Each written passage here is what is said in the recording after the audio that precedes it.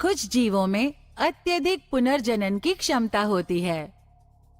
ऐसा इसलिए होता है क्योंकि मृत कोशिकाएं पड़ोसी कोशिकाओं को संकेत भेजती हैं, जो शरीर के नष्ट हुए भागों को पुनः बनाने के लिए नई कोशिकाओं के उत्पादन को प्रेरित करता है। ये नई कोशिकाएं समसूत्री विभाजन प्रक्रिया के दौरान दिखाई देती हैं। आइए देखें कैसे। समसूत्री विभाजन एक जटिल प्रक्रिया है जिसमें कई चरण होते हैं।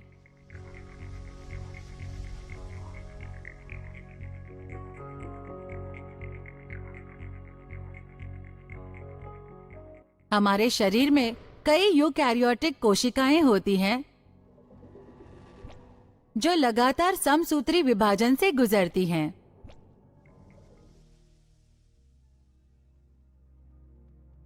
प्रत्येक कोशिका में एक केंद्रक होता है। सामान्यतः केंद्रक गोलाकार होता है। संरचनात्मक रूप से केंद्रक 3 मुख्य भागों से बना होता है। क्रोमैटिन धागे के रूप में बाहरी केंद्रकीय आवरण, केंद्रिका और गुणसूत्र।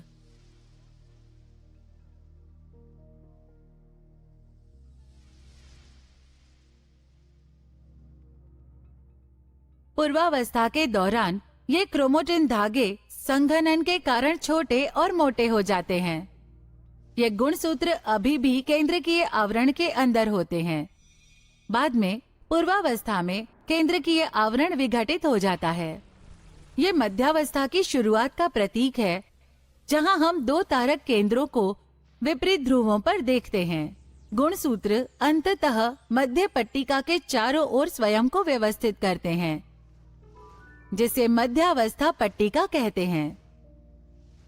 तर्कुतंतु इन गुणसूत्रों की ओर बढ़ते हैं और अंत में दोनों ओर से गुणसूत्र बिंदु से जुड़ जाते हैं।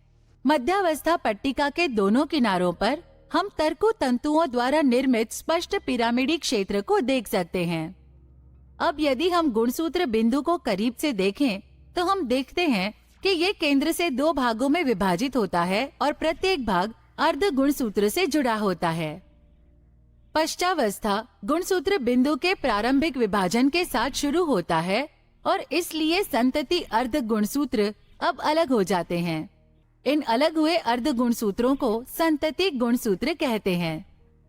पश्चावस्था की शुरुआत के बाद ये संतति गुणसूत्र एक दूसरे से अलग होने लगते हैं।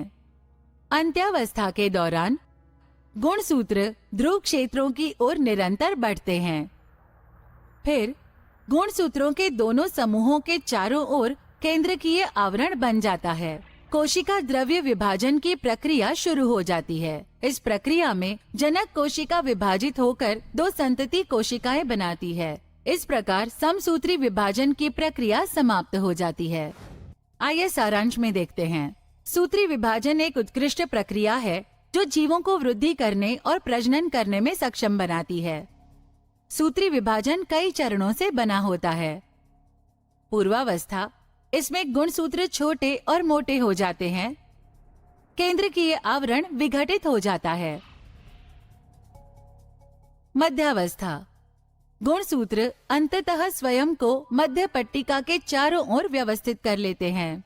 तर्कुतंतु इन गुणसूत्रों की ओर बढ़ते हैं और अंत में इनसे जुड़ जाते हैं। पश्चावस्था, संतति गुणसूत्र एक दूसरे से अलग होकर ध्रुवों की ओर बढ़ने लगते हैं। अंत्यावस्था, गुणसूत्र अंततः ध्रुवों तक पहुंचते हैं और गुणसूत्रों के दोनों जोड़े के चारों ओर एक केंद्रकीय आवरण का निर्माण होता है। चरणों के इस क्रम के माध्यम से जनक में प्रतिकृति आनुवंशिक सामग्री की 2 समान संतति कोशिकाओं का निर्माण होता है। अपनी खूबसूरत त्वचा पर एक नजर डालें। अभी भी बड़ी मात्रा में मृत त्वचा कोशिकाओं को नई कोशिकाओं द्वारा प्रतिस्थापित किया जा रहा है, जो समसूत्री विभाजन की प्रक्रिया में होता है।